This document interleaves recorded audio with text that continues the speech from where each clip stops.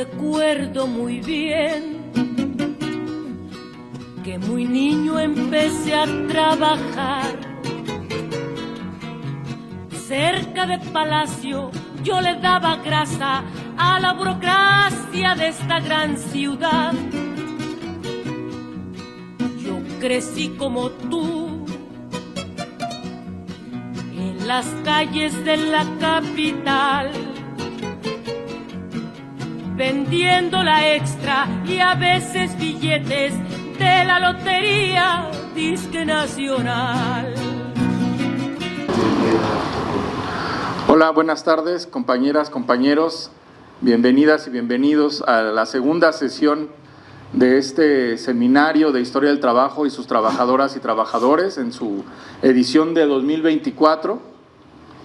Estamos muy contentos de regresar al CEMOS después de tantos meses, ¿no?, de la última sesión del seminario por acá. Y bueno, como primero recordarles que en este sitio, en el Centro de Estudios del Movimiento Obrero y Socialista, tendremos otras 2 sesiones siguientes y después regresamos a la Casa Rafael Galván a cerrar el seminario prácticamente allá en su segunda etapa. Bueno, pues el día de hoy tenemos la presentación, la exposición de la ponencia titulada De la incertidumbre a la solidaridad, el caso del colectivo Revolución Integral, que nos presenta el maestro Fernando Sinué Díaz Gómez. Y bueno, pues también es muy especial esta sesión porque tenemos invitadas especiales que por supuesto han trabajado en un proceso de memoria con el maestro Díaz y que también evidentemente pues han sido protagonistas de esta historia de lucha, de organización, de toma de conciencia que tuvimos el privilegio de leer y que bueno, agradecemos al maestro Fernando Sinué Díaz en habernos compartido la ponencia y darnos la oportunidad de conocer este ejercicio y este proyecto de investigación y este trabajo que él está realizando. En ese sentido también quisiéramos agradecer la presencia tanto en el CEMOS como de forma virtual a Leticia Kernel, a Patricia Guadalupe Nava Rodríguez Gil, que nos acompaña de forma presencial, integrantes fundadoras del colectivo Revolución Integral y algunas también fundadoras del Sindicato de Costureras. Y bueno, en línea tenemos a integrantes del colectivo y mujeres que participaron en el sindicato 19 de septiembre. También, por supuesto, agradecer la presencia de Mercedes Ramírez, María Leticia Díaz y la compañera María Luisa, que nos acompañan a distancia. Muchas gracias, compañeras, y también, bueno, a los compañeros y compañeras del seminario que regularmente están asistiendo, como la compañera Josefina, que nos acompaña desde Argentina. Muchas gracias, compañeras y compañeros que están en línea. Y bueno, pues como ustedes saben, la estructura del seminario es un poco la siguiente. Primero es la exposición del maestro Díaz, que tendrá aproximadamente 20 minutos para su participación. Después tendremos tendremos el comentario central a cargo del doctor Diego Bautista, con quien también trabajamos en el seminario pasado y por supuesto que es un privilegio también tenerlo acá esta vez y le agradecemos mucho también su presencia y su comentario. Después tendremos un descanso de 10 minutos para poder tomar un café, poder descansar un poco las piernas y posteriormente tendremos una ronda de participaciones por parte de los asistentes, de todos ustedes, de 30 minutos. Y al final el maestro Díaz tendrá una respuesta de 15 minutos. Entonces, bueno, más o menos ese es el programa. Si se escucha bien hasta allá atrás, ¿verdad? Si no hay ningún problema con el sonido, pues empezamos. Muchas gracias, maestro. Por favor. Bueno, antes que nada agradecer al CEMOS, al doctor Mario, porque ellos hicieron la invitación.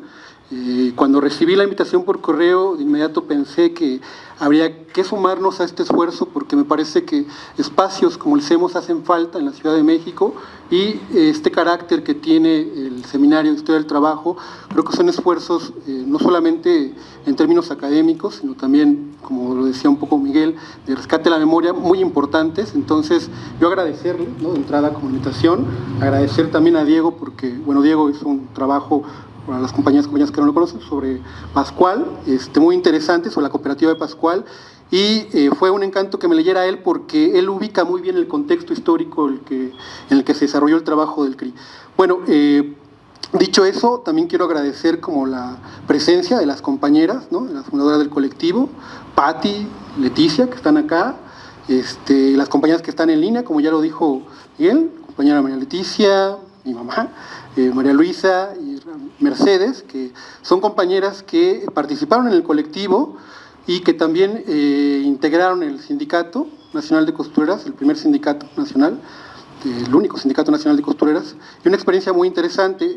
Lo primero que quería comentar respecto a eso es que, bueno, algo que es muy importante señalar es que las compañeras, varias de estas integrantes del colectivo que narro en la ponencia, siguen activas, siguen trabajando, tienen un espacio que más adelante me gustaría que las compañeras mismas invitaran a los presentes, a la audiencia, a que se acercaran a la escuelita que tienen y que conocieran las actividades que realizan. El primer punto que me quisiera abordar, desafortunadamente no funcionó la presentación que traje en USB, una falla técnica mía, pero bueno, lo que quería comentar en primer punto es como el trabajo.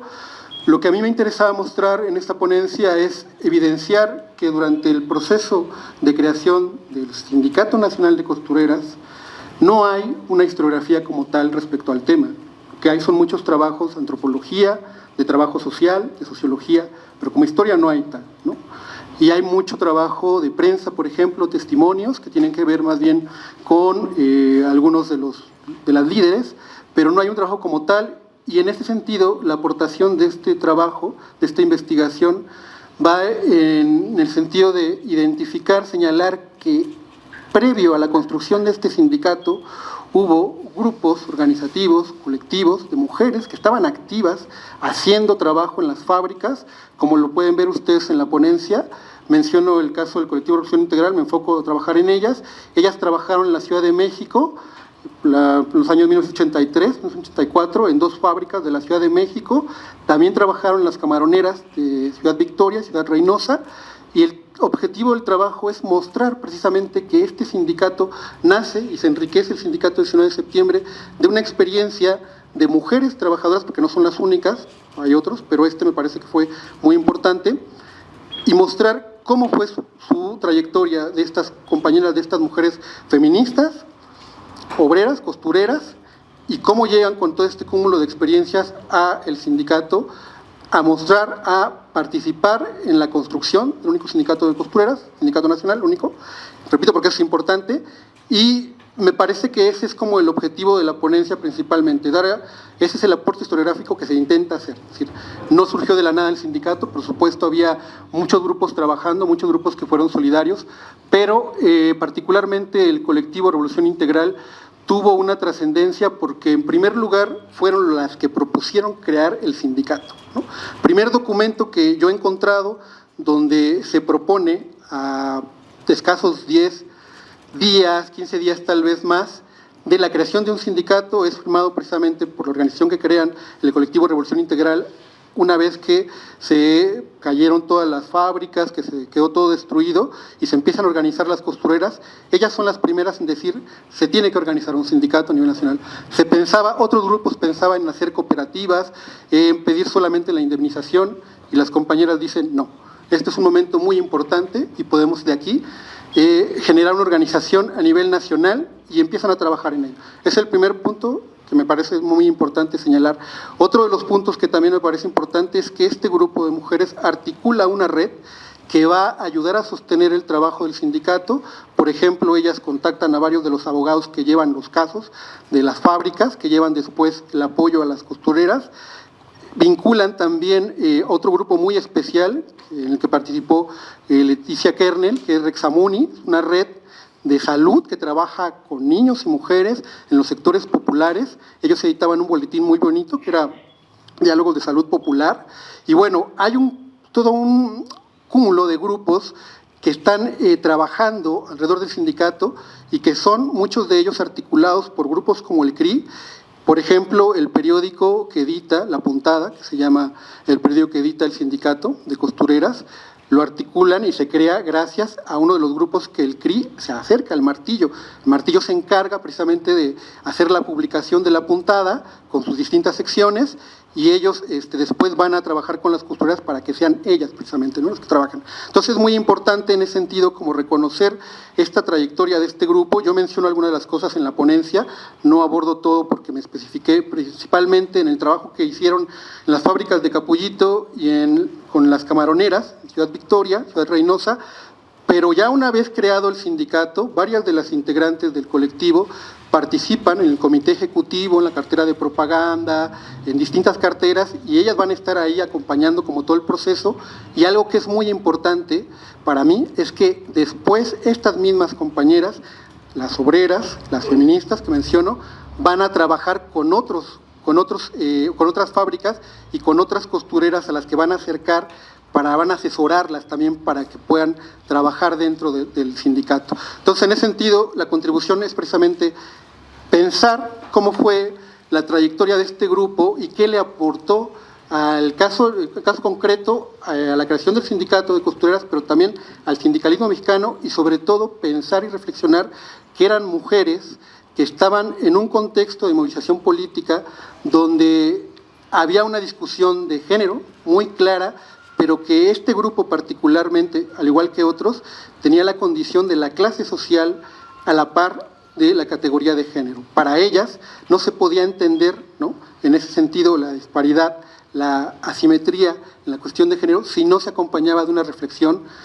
de clase. Eso es muy importante porque van a debatir con grupos feministas con los cuales la clase no va a ser tan importante, lo menciono un poco en el texto, en la ponencia, y es una aportación que ellas hacen porque logran conjuntar. Imagínense, es un sindicato que tiene alrededor de 7,000 a 8,000 agremiadas, ¿no?, mujeres trabajadoras, y tienen una impronta. Yo, las entrevistas que he hecho y los comentarios que he encontrado, como los trabajos, varias de las compañeras costureras terminaron ahí la primaria, la secundaria dentro del sindicato, y tenían una perspectiva que les cambió precisamente su concepción de ser costureras, ser trabajadoras, gracias a la cercanía y al vínculo que tuvieron con estos grupos. Otra de las cosas que me parece muy importante es que también fomentaron el trabajo con la familia, con los niños, con las niñas de las hijas y de los hijos de las costureras.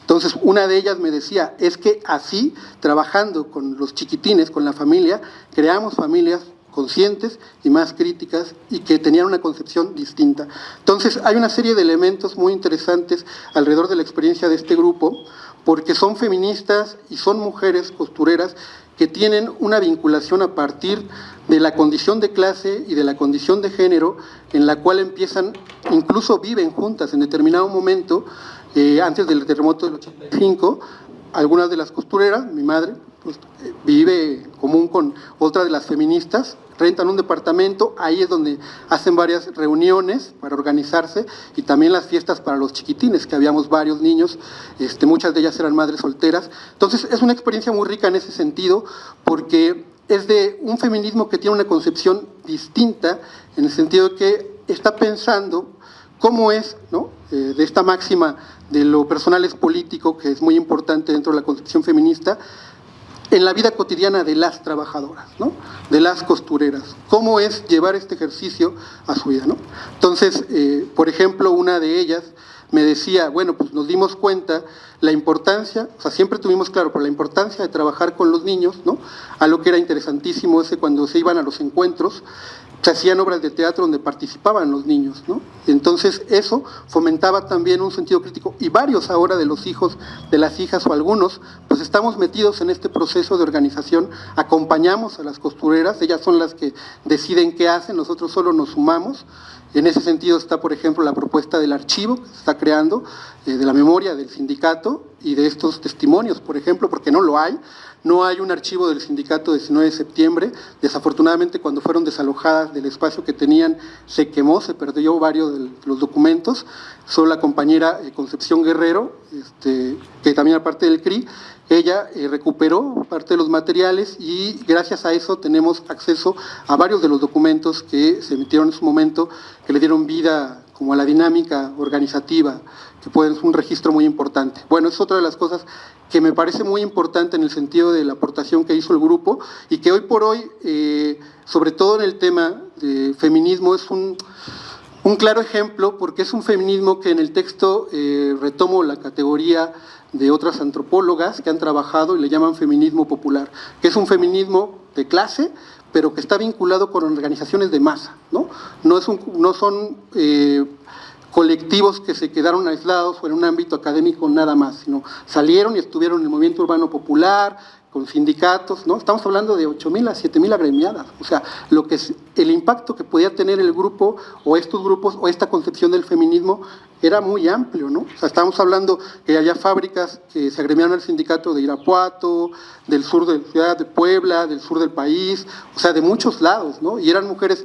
Otra de las cosas que me parece también muy importante de rescatar es que también tenían una red de solidaridad. Varias de las integrantes del CRI, las costureras, se fueron al extranjero, sobre todo en la lógica de conseguir financiamiento para crear el Sendai, que fue el centro de atención para los niños y las niñas, ¿no? Y se construyó y se consiguió pues una cantidad de apoyo solidario en Alemania, Estados Unidos, Jamaica. Varias de ellas fueron a distintos países y regresaron con una experiencia organizativa muy interesante porque les tocó ir, por ejemplo, a Los Ángeles, estuvieron allá con varios sindicatos chicanos, con mujeres chicanas trabajando, con mujeres en Filipinas.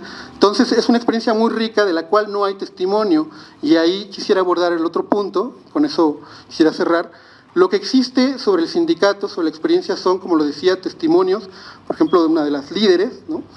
Prensa, pero no hay este enfoque un poco más como a ras de piso en el sentido de pensar que eran 7,000, 8,000 agremiadas, no había una sola forma de representar a estas mujeres, a estas agremiadas del sindicato porque eran 8,000. Había distintas formas de pensar, había costureras que eran gays, había costureras que eran madres solteras, había costureras que eran, pues, tenía una concepción de la vida pues más conservadora, por decirlo así. Había un abanico de mujeres trabajadoras dentro de este sindicato, que eso no se ha reflejado en las investigaciones, en las pocas investigaciones que se ha hecho.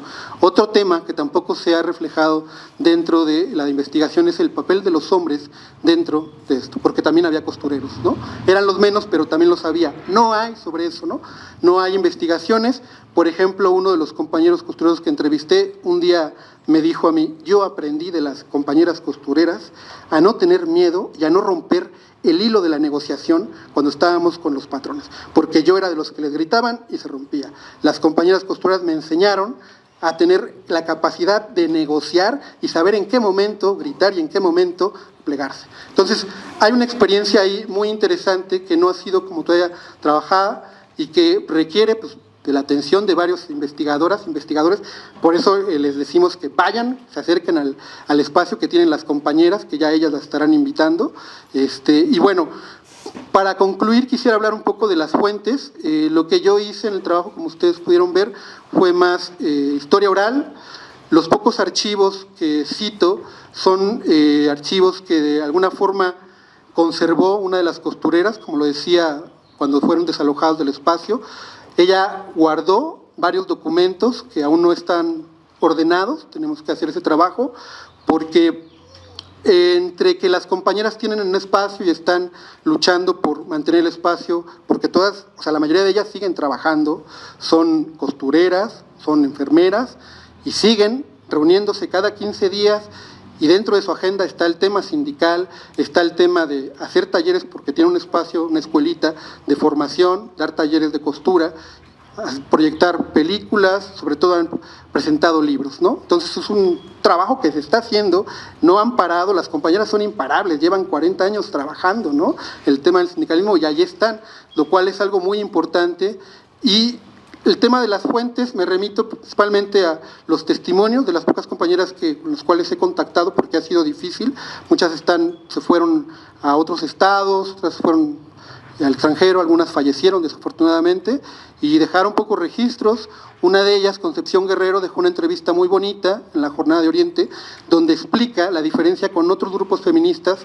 Ella dice, bueno, es que el CRI nos decía que ante la violencia que padecíamos en nuestros hogares teníamos que analizar, discutir y no llegar a romper y a pelearnos y a hacer como los varones. Teníamos que aprender a negociar sin permitir el maltrato, dice Concepción Guerrero en su entrevista.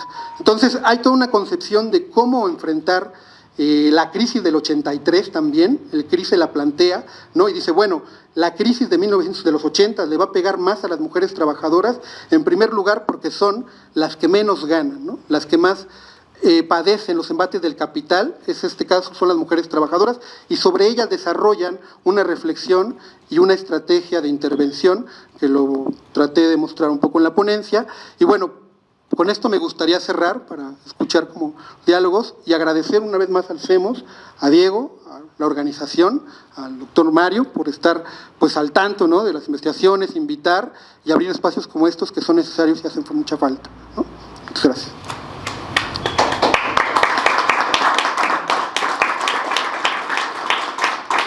Bueno, muchas gracias al maestro Fernando Sinué Díaz Gómez. Como nos sentimos ya muy familiarizados con todas y todos que hemos estado participando en el seminario, omití presentarlo. Bueno, es el maestro Fernando Sinué Díaz Gómez, estudió la licenciatura en Historia en la Universidad Autónoma de la Ciudad de México, cursó la maestría en Historia Internacional en el Centro de Investigación y Docencias Económicas y actualmente se encuentra cursando el doctorado en Historia Aplicada en el mismo centro. Y bueno, pues aprovecho también para presentar a nuestro comentarista principal, quien es Diego Bautista, bueno, doctor en Historia Moderna y Contemporánea por el Instituto Mora con la tesis A la huelga, lenguajes de clase, circulación de ideas, impacto público entre la huelga general de 1916 en la Ciudad de México y la Semana Trágica de 1919 en Buenos Aires. Es maestro en Estudios Sociales por la UAM Iztapalapa, con una investigación sobre la conformación de la Sociedad Cooperativa Trabajadores de Pascual. Y bueno, es historiador también por la Universidad Nacional Autónoma de México. Entonces, bueno, él es nuestro comentarista central y bueno, sin más, damos la palabra. Muchas gracias por comentar la ponencia. Hola, ¿qué tal? Buenas tardes a todas, a todos. La verdad que es un tremendo placer estar con ustedes por varios motivos. El primero porque es la segunda vuelta de este seminario que ya empieza a dar sus primeros frutos en cuanto a publicaciones y sobre todo articulación de la gente que nos sentimos interpelada por hacer historia del trabajo, por recuperar la memoria de las luchas de las últimas décadas y sobre todo porque el texto de Fernando me evocó pues cosas que yo he estudiado y también otras de las cuales aprendí muchísimo. Creo que el texto tiene importantes virtudes. En primer lugar, que habla de un tema que es de actualidad, es decir, estudiar al sindicato del 19 de septiembre y a las compañeras que lo formaron también es una manera de entender la organización colectiva que nos puede llevar a prevenir tragedias como la que ocurrió en 2017 también con otras costureras y otras trabajadoras del textil que en la calle de Chimalpopoca y cerquita de donde fue también el 19 de septiembre de 1985, pues varias de ellas perdieron la vida en un derrumbe con, digamos, continuidades en las malas condiciones de trabajo, la falta de organización colectiva y también novedades en cuanto a, digamos, la conformación de esa tragedia, que bien dice David Harvey, no existen tragedias naturales, sino que son tragedias socialmente construidas, y pues vemos que en el caso de las costureras, pues eran la mayoría mujeres de Asia, de China, de Corea, sin papeles en México, explotadas por una empresa que no se sabía muy bien a bien cuál era su domicilio fiscal. Solo vimos esos días cómo empezaron a retirar telas en vez de retirar los cuerpos de las mujeres. Entonces, los trabajos como el de Fernando pues nos ayudan también a entender cuáles son las características de este tipo de situaciones que no queremos que se vuelvan a repetir y que pues es a partir de la organización de las propias trabajadoras que podemos entender mejor y que podemos llegar a estudiar solo en la historia para que no vuelvan a pasar. Pasando, digamos, a temas más propios del texto, yo creo que la primera virtud, y creo que es un tema que podría, digamos, dar para varias cosas más que te sugerí durante el texto, Fernando, es la parte de la historia oral. Creo que es muy rico que hayas podido trabajar con entrevistas, que conozcas el trabajo que hicieron, no solo previo a la conformación del sindicato, durante, sino posteriormente, porque claro, la historia oral siempre nos deja ver cómo las historias de vida desbordan el lugar de trabajo y se tejen otra serie de relaciones, otra serie de características que son muy importantes caracterizar. Después, el sector es uno de los sectores clásicos de investigación, o sea, desde Marx el trabajo textil es uno que merece la investigación, el análisis, y que, digamos, ha sido muy fructífero desde esa época hasta lo que hoy Nancy Fraser llamaría los talleres invisibles del capital, ¿no? En una alusión propia al trabajo textil, que es trabajo textil de mujeres, pero también es trabajo de cuidados y de sostenimiento de las familias en condiciones históricas que van cambiando. También creo que una parte interesante de tu texto es este estilo narrativo que nos dejas ver, sobre todo a la segunda mitad, y que habla de, digamos, en la década de los 80 hubo un montón de movimientos sindicales, sociales, políticos, que poco a poco han sido olvidados. Sobre todo los movimientos sindicales son poco estudiados y creo que tiene que ver con la confluencia de varios factores. El primero es que, digamos, hubo una derrota de los trabajadores durante esa década. Tú lo expresas de manera muy clara con la cuestión de los paros cívicos, pero también hubo un agotamiento de ciertas perspectivas de investigación, las llamadas perspectivas de investigación-acción que estaban muy en boga en esas épocas, o también toda la historia y la economía serial y cuantitativa de, bueno, cuántos trabajadores había, en qué sectores, cuál era su salario, que está muy bien y son bases para nuestras investigaciones, pero que ahora, como en tu investigación, pues el estilo narrativo, el contar las formas de vida, las experiencias de estas trabajadoras, creo que tiene un valor para rescatar esos estudios y esos momentos. Me pareció muy cercano casi a la antropología histórica tu trabajo, y ese es pues uno de los espacios, de los enfoques que mejor salud presentaron después de estos años, yo creo que por estos motivos que les expongo. Pasando, digamos, quisiera dar 3 comentarios generales. El primero tiene que ver en la relación con las izquierdas de la época y la conformación del colectivo Revolución Integral. Me parece que la primera parte de tu texto tiene una idea muy potente, que es la cuestión del feminismo popular. Y es muy potente porque, digamos, que hasta ahora el relato es el de periodizar el movimiento feminista mediante las olas. Y en esa periodización pues se juega también una suerte de conformación o de composición de clase del feminismo, en donde es fundamentalmente un movimiento de clases medias ilustradas, urbanas, con acceso a ciertos medios de comunicación, a ciertos públicos, con acceso a cierto micrófono, digamos, y tú lo que nos estás demostrando aquí es que había toda otra serie de mujeres, de movimientos que estaban, digamos, confeccionando, valga la metáfora, pues un feminismo de otro tipo. Y ahí tú te remontas a varios referentes que yo creo que son muy importantes. Por un lado localizas los movimientos sociales, por otro, y ahí creo que se pierde un poco el hilo de los movimientos sindicales. Yo creo que sería importante retomar qué pasaba en el sindicalismo previo a esa conformación del CRI y del sismo del 85, porque aunque sea para demostrar que no estaban las mujeres en las direcciones sindicales, en las negociaciones, creo que es de utilidad hacer ese repaso. Y también nos puede servir para ubicar a ciertos sectores han sido bastante, digamos, sectores feminizados en el trabajo, como pueden ser las maestras, las enfermeras, que yo creo que sí tuvieron un papel importante en las insurgencias sindicales, ¿no? El movimiento médico o el movimiento de los maestros democráticos, que sigue hasta ahora, ¿no? Creo que sería importante poder localizar ese espacio que juegan las mujeres para construir un puente entre los movimientos sociales, el feminismo y las organizaciones laborales de mujeres. Después, me gustaría también, digamos, en esta parte de las historias de vida y esto que te decía que la historia oral desborda un tanto al lugar de trabajo, pues un poco también conocer las trayectorias de estas mujeres, de dónde venían, si eran de la Ciudad de México, si eran de otro lugar, porque creo que así puedes también ir reconstruyendo la historia de un sector y de una rama productiva que fue muy importante en la capital del país. Yo trabajé, por ejemplo, alguna entrevista de historia oral con Esther Torres, que es una costurera que participó durante el comité de huelga, de la única huelga general que hay en la Ciudad de México. Siempre digo eso, porque me parece un gran testimonio.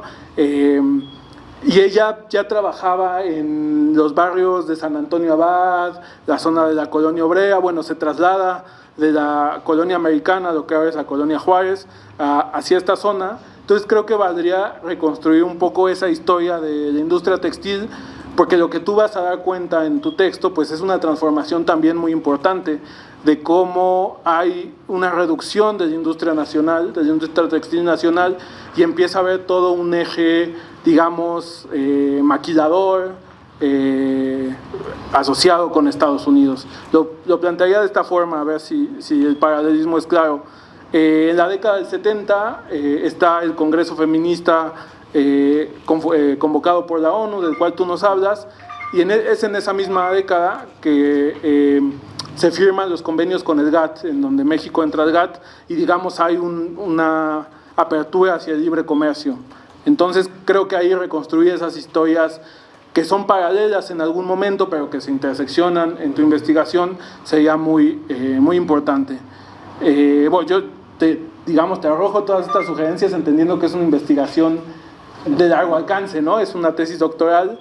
Te sugeriría para el texto específicamente tal vez hacerlo dos textos, uno que hable sobre el feminismo popular y otro que dé cuenta sobre el CRI y el sindicato 19 de septiembre, porque creo que ambos tienen mucho que aportar y que son, lo que tú nos muestras pues ya es el corazón de varios núcleos.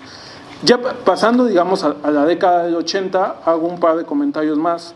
Creo que sería importante describir el tipo de crisis económica que fue la de 1982. Yo a partir de justo la huelga de Pascual, que también inicia con esa crisis, logré reconstruir que la década de 1980 es donde hay un desequilibrio en el papel o el lugar que tiene el trabajo producido socialmente en el PIB nacional. Mientras en las décadas previas sea de alrededor del 50%,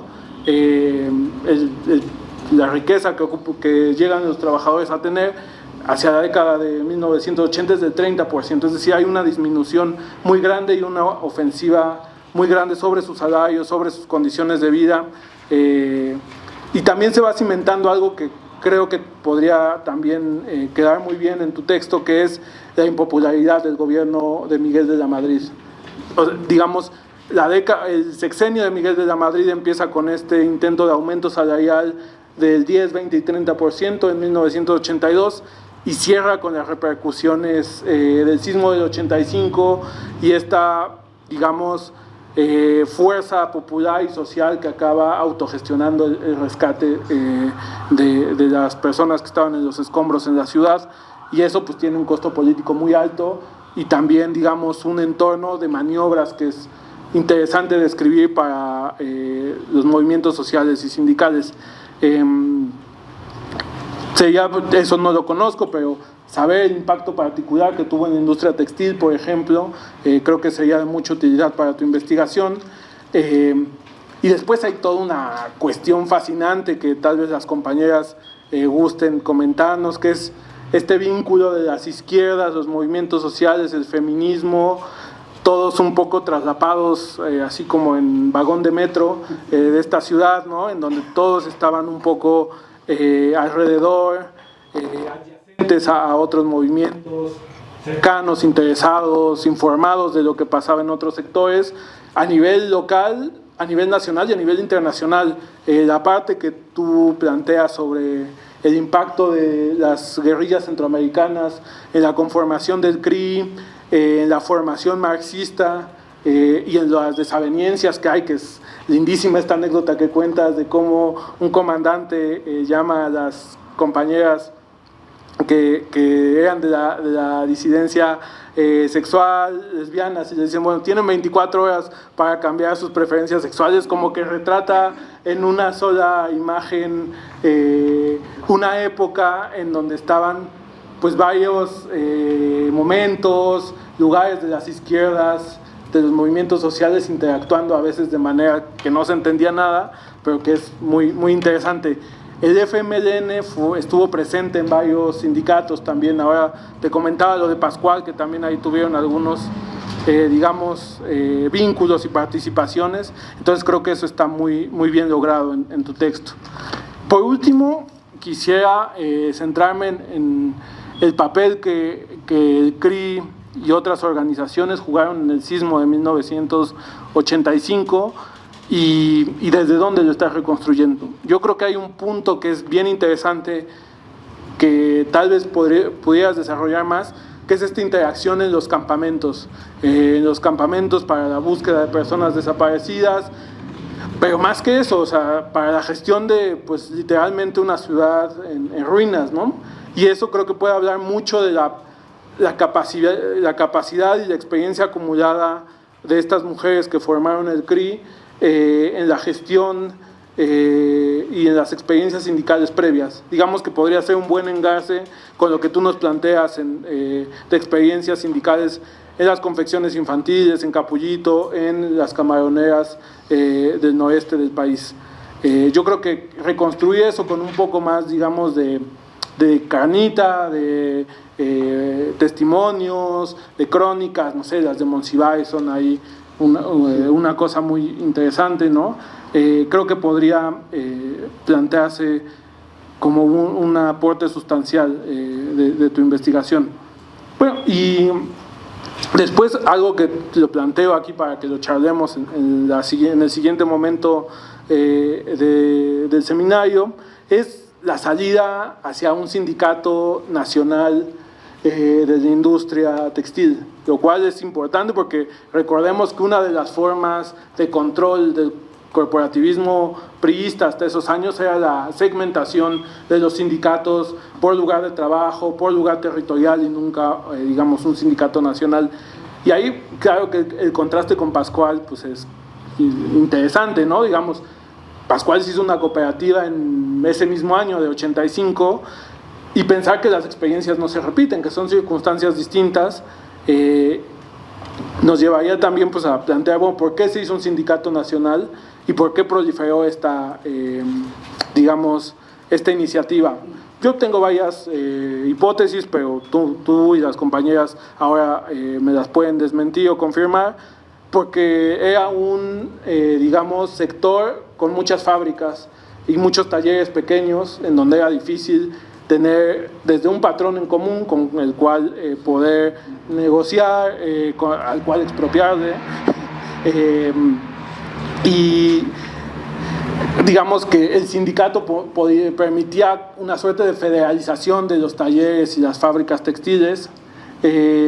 También permitía una gestión integral de las problemáticas en los centros de trabajo. Tú en varios momentos vas marcando, bueno, el problema de los accidentes de trabajo, el problema del abuso de los patrones hacia las mujeres embarazadas, o el nepotismo con las que algunas veces actuaban, que cuando tú cuentas estas historias terribles, que les cerraban la puerta y las dejaban ahí trabajando. Entonces, esa gestión, digamos, daba una mayor potencia a la acción sindical, ¿no? De estas problemáticas pues, tan fuertes y compartidas. Y creo que ahí pues, habría que plantear una visión un tanto histórica de cómo se fueron construyendo estas demandas, ¿no? El sector textil en la Ciudad de México pues es un sector que ya les decía viene desde la Revolución Mexicana y que pues, ha tenido episodios muy importantes de movilización como el que nos cuenta Fernando. Por último, un par de cuestiones de tu presentación y también para que las compañeras si quisieran compartirnos pues cómo era y sigue siendo ese trabajo con los niños y con las infancias en ese momento, ¿no? Que tenía pues circunstancias muy particulares pues que había habido un terremoto y esta ciudad estaba colapsada y cómo ha cambiado también, ¿no? Porque yo creo que una labor interesante de los historiadores en este momento es pues saber qué problemáticas continúan y cómo se han intentado resolver y cómo se han intentado organizar en torno a ellas antes. Entonces, pues muchas gracias, Fernando. Esos son mis comentarios.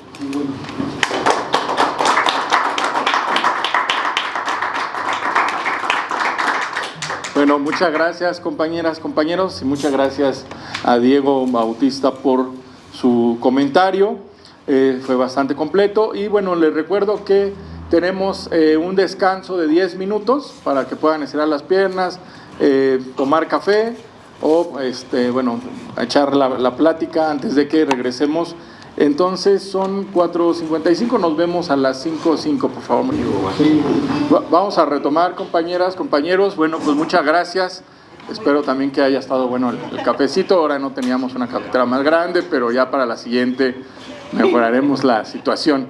Pues bueno, solamente antes de abrir la ronda de participaciones, recordar que el Seminario de Historia del Trabajo y sus trabajadoras y trabajadores, es su segunda edición, el segundo año. Empezamos en 2023 como la idea de crear un espacio de reflexión entre colegas, entre trabajadores, entre estudiantes, que reflexionáramos sobre la historia del trabajo, sobre las perspectivas historiográficas, sobre los estudios laborales, sobre la historia social.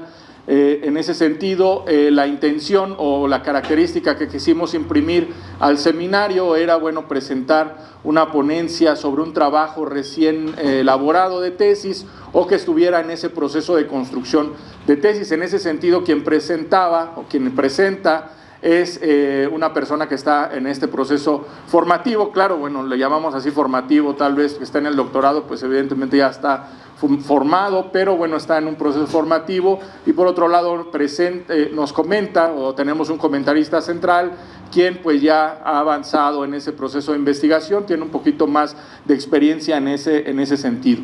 Y bueno, este espacio se ha mantenido, se ha fortalecido, hemos tenido, y algo que nos ha alegrado bastante, hemos tenido una amplia aceptación entre jóvenes estudiantes, un interés constante, y por supuesto otra parte que también nos alegra bastante es la presencia siempre de trabajadoras y trabajadores. Hemos tenido de diferentes sindicatos, los primeros a acompañarnos fueron los compañeros de ACROS, también igualmente que participaron en una huelga que al final terminaron siendo despedidos, y así hemos tenido otras compañeras y compañeros en este 2024. Bueno, hemos tenido presencia de compañeros del metro, y también por ahí, aunque ya no hubo presencia, pero bueno, hubo interés por parte de la Asociación de Pilotos. Entonces, bueno, creo que el seminario ha encontrado también recepción entre los trabajadores y trabajadoras, y bueno, eso es bastante importante para nosotros. Y bueno, pues muchas gracias por seguir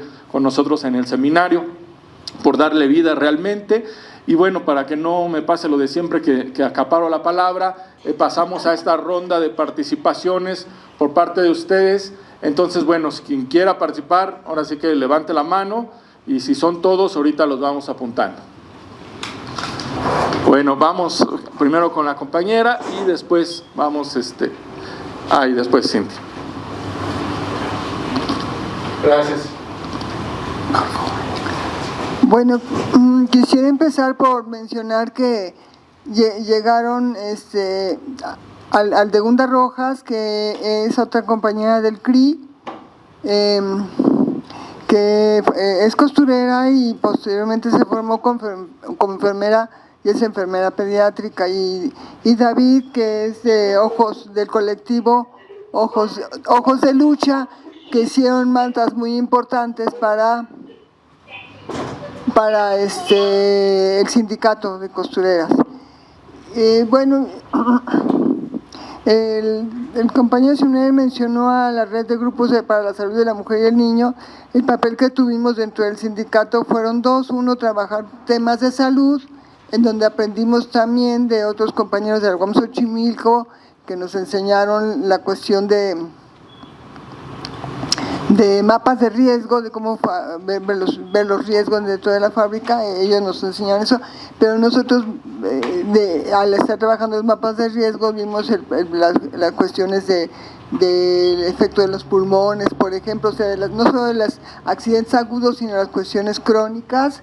Y por otro lado, armamos el Centro de Desarrollo y Atención Infantil de Costureras, en donde hacíamos talleres también con las mamás dentro y formamos promotoras de salud, junto con un compañero, Luis Enrique González Figueroa, que fue el médico de ahí, y esta Esperanza Mendoza, que fue la enfermera de este Centro de Desarrollo Infantil, que duraba todo el día, desde las 7 de la mañana hasta las 7 de la noche. Bueno, es todo lo que quería comentar. Realmente hay mucho que comentar. Teníamos relaciones con otros grupos ahí, y una de ellas que, bueno, sí lo voy a comentar, se llama Sonia Ribeiro. Llegó de Brasil y llegó a apoyar también a costureras en los procesos de pánico, y ahí aprendimos algunos temas de Wilhelm Reich y de cómo manejar el pánico en los desastres. Y fue también muy importante su participación. Ella ya falleció, pero sí después pude aplicar lo que ella me enseñó en un temblor en Colima, en donde estaba una comunidad en pánico, y ahí es donde aplicamos la biodanza para el pánico. Bueno. Gracias, compañera. Tengo en la lista a Cintia y después a Gloria.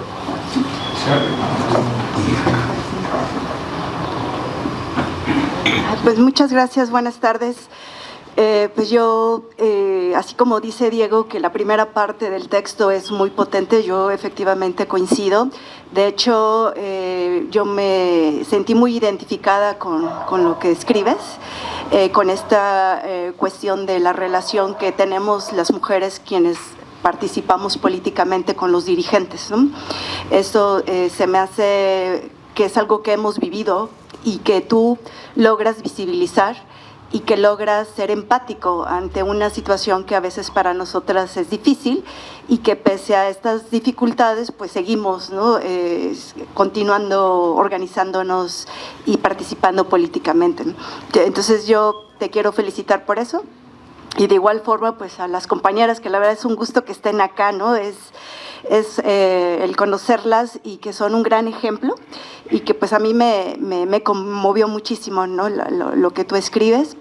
El otro aspecto que yo quería destacar es también que yo sé que es un tema histórico, pero creo que también se puede dimensionar quizás en las conclusiones para identificar un concepto que es el de violencia, ¿no? Porque lo que vivimos es violencia política, y que creo que actualmente es uno del tipo de violencia que poco también se ha estudiado, y que creo que tu tesis pues destaca, ¿no? esta situación. Entonces se puede dimensionar en ese sentido, y qué hacer y cómo se puede revertir esta situación, o cómo las compañeras, las dirigentes lo hicieron. Por otro lado, me llamó la atención cuando tú escribes un testimonio, cuando mencionas que el hacer trabajo con mujeres es como sectario, ¿no? Algo así se menciona, algo de sectarismo. Y sí, efectivamente, creo que es uno de los temas que se ha manejado en el feminismo, incluso ya desde el contexto en Rusia con el partido bolchevique, que nosotras en el feminismo es como la doble militancia, ¿no? En donde a los hombres no les gustaba que se hiciera trabajo hacia las mujeres pensando que eso distraía la lucha que ellos conciben que tiene que ser mixta, ¿no? Hombres y mujeres. Y sí, así es, pero sí requerimos nosotras las mujeres un espacio en donde nos podamos sentir libres de decir lo que vivimos, ¿no? Entonces sí es importante esos espacios de mujeres. Esto creo que también es importante. Y por último, creo que el tema de la clase obrera, de esta discusión que tú haces del feminismo socialista marxista, el texto que tú citas de los feminismos es un texto en el cual yo me inicié hace varios años. Esta discusión que tú destacas es muy interesante. Y yo no había escuchado esto del feminismo popular, creo que también es interesante, pero sí es importante destacar el papel de las obreras, de las que están en la industria y que en mi opinión pues es este feminismo marxista que se puede debatir y que hay una discusión con el feminismo radical y el feminismo liberal. Y yo creo que también esa es la virtud de tu trabajo, el destacar justo a estas compañeras que son costureras y como bien lo dice Diego, pues es un sector sumamente importante, el sector textil. Muchas gracias. Gracias, Cintia. Y por favor, Gloria.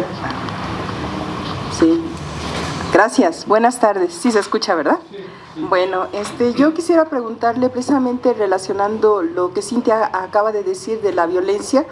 En cierta parte de tu trabajo, Sinoe, comentas algo bien interesante, que cuando tuvieron contacto con las obreras de Victoria, Tamaulipas, entiendo, tuvieron contacto con personas, sacerdotes de la Teología de la Liberación, y eso quisiera que habláramos cómo funcionó para esta doctrina de paz, porque precisamente pues el feminismo también tiene que ver, y les daban talleres, ¿no?, de Teología de la Liberación. ¿Podrías hablar más al respecto? Porque yo encontré muy poquito, lo mencionas muy poquito, y creo que eso también es para trabajar, con relaciones de género, sí, desde la perspectiva de género, pero también de la paz entre los dos géneros, ¿no?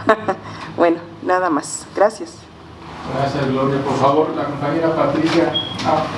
Bueno, primero, no sé a quién felicitar primero, si a Sinoe o al Centro de Estudios del Movimiento Obrero, pero es un honor estar aquí con ustedes, ¿no? Hay tanto que no sé por dónde. Yo quisiera rememorar, ¿no?, y poner en la mesa que las costureras invadimos un terreno inmenso en San Antonio Abad, que fue Casa del Pueblo, ¿no? Y que ahí se aglutinaban, se interactuaban, se recreaban el movimiento social en su conjunto, incluidos hasta los zapatistas, ¿no? Por otra parte, yo creo que fue muy impresionante cómo las compañeras recibían el apoyo del pueblo en las marchas que se hacían, ¿no?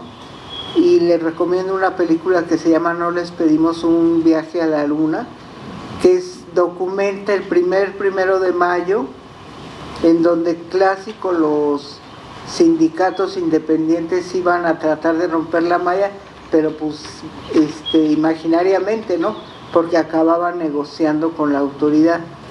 Y en ese 1 de mayo que las costureras fueron, qué bárbara, una decisión, a un policía le bajaron los pantalones, a otro se lo agarraron a paraguaso, nos perseguimos por todo, fuimos a dar a Cuauhtémoc, aprendieron a una compañera, ¿no? Pero impresionante como la presencia que la mujer combativa tiene para el pueblo, ¿no? Y a lo cual el pueblo es muy sensible a esa combatividad, ¿no? Pues eso sería. Gracias, compañera. ¿Me podría decir tu nombre? Cecilia. Cecilia. Buenas tardes, gracias. No le tengo que apretar nada, ¿verdad? No. Bueno, primero un honor estar con las costureras, las veteranas de este movimiento. Muchas gracias al profesor Sinoe por su texto, del cual yo aprendí muchísimo en su lectura. Mis comentarios van en la misma dirección que lo han hecho mis compañeras en términos de lo revelador y lo valioso que fue su manera de encuadrar la politización de estas mujeres en, bueno, su militancia feminista, entendiéndola como este feminismo popular, enmarcándola en este momento además tan importante de la evolución de la teoría política feminista entre los 70 y los 80, en donde justamente se plantean todas estas críticas, y me parece muy valioso el contexto con el que usted empieza, ¿no? Mencionando el año del 75, el año de la mujer, la reunión a la que vienen, el enorme conflicto que ocurre ahí, ¿no? Justo eso, muy sintomático de las grandes escisiones y los profundos cismas dentro del propio movimiento feminista, ¿no? Menciona cómo se le van encima a Betty Friedan cuando ella habla justo de que todas somos mujeres y todas somos hermanas por eso, ¿no? Y la pertinentísima crítica que le hacen sus compañeras diciendo, bueno, amiga, una mujer de clase trabajadora no tiene nada que ver contigo, chica universitaria, ¿no? En fin, creo que ese contexto es muy pertinente y alumbra mucho la potencia, como ya decía el profesor Diego, del planteamiento del feminismo popular. Retomando lo que se decía aquí la compañera, ¿no? Creo que sería muy valioso que mencionara cómo esta lucha dentro de los movimientos de las izquierdas, la lucha de las mujeres por legitimar, legitimar los argumentos de la importancia de visibilizar el género como una categoría más de opresión. Eso es en sí mismo una lucha dentro de las izquierdas y es una lucha de muy larga data. Ya mencionaba la revolución bolchevique, ¿no? Pues ahí está Alexandra Kollontai frente a Lenin, ¿no? Hablándole de la importancia de hablar de la liberación sexual y Lenin diciéndole, no, eso no es una prioridad ahorita, eso es para después. Bueno, eso que Lenin le decía se repite, eso atraviesa las luchas de las izquierdas, yo me atrevería a decir que globalmente. Es un atrevimiento, ¿no? Pero vaya, eso es algo que se va viendo, y se va repitiendo, ¿no? A las mujeres en los movimientos de izquierda, eso les repiten continuamente los hombres y las dirigencias masculinas. Ese no es un tema para ahorita. Y en ese sentido, como ya decía Diego, empieza muy potente esa contextualización, ese panorama en su texto, pero quizá ese es un tema que a lo largo del texto como que va perdiendo protagonismo. Yo me pregunté mientras lo leía si es un tema que va perdiendo protagonismo porque la misma historia del movimiento y del CRI también se va enfrentando con situaciones que un poco que, me parece que incluso usted mismo lo dice en su texto, pues hacen a un lado, ¿no? el tema del género y se va volviendo más bien una lucha de clase, ¿no? Se trata, sobre todo después del temblor del 85, se trata de crear agrupaciones, crear asociaciones, crear sindicatos que aglomeren a todos los trabajadores, hombres y mujeres, ¿no? Y en ese sentido, quizá las reivindicaciones de género toman un segundo plano, yo no lo sé. Me llama mucho la atención que en las últimas páginas de su texto, sepultado en una nota al pie, hay toda una pequeña narración de cómo en esos momentos después del temblor, las mujeres del CRI están ayudando a sus compañeras a enfrentar a sus maridos para que sus maridos les permitan estar en el sindicato y enfrentan también a sus maridos para que dejen de golpearlas. Eso nos habla de que la cuestión de género no pierde importancia. Sería muy importante que eso lo suba a su texto, que eso no lo deje al pie, porque eso va a ser, digamos, una continuidad clave en la lucha de estas mujeres, ¿no?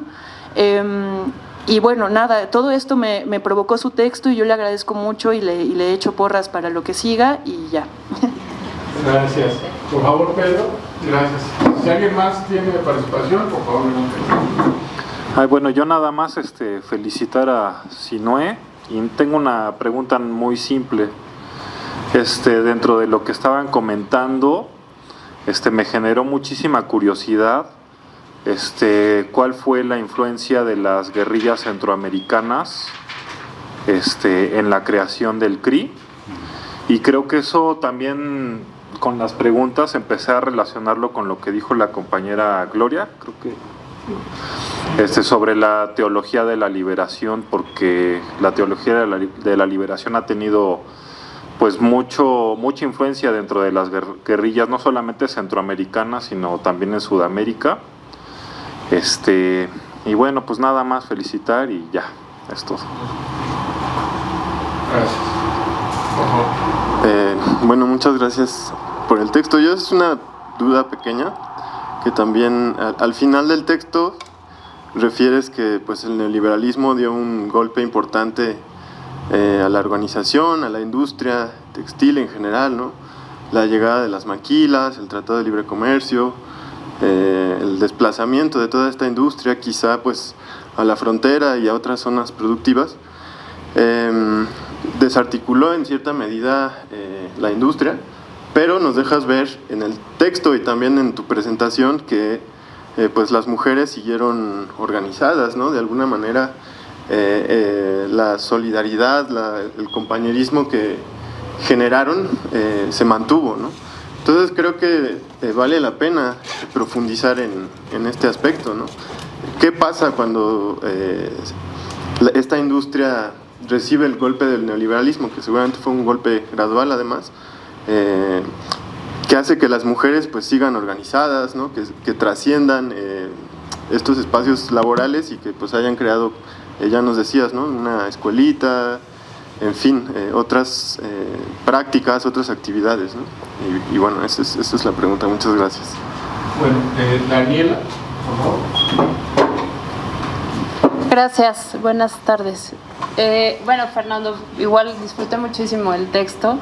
Sé poco de de la lucha de las mujeres costureras en ese periodo, pero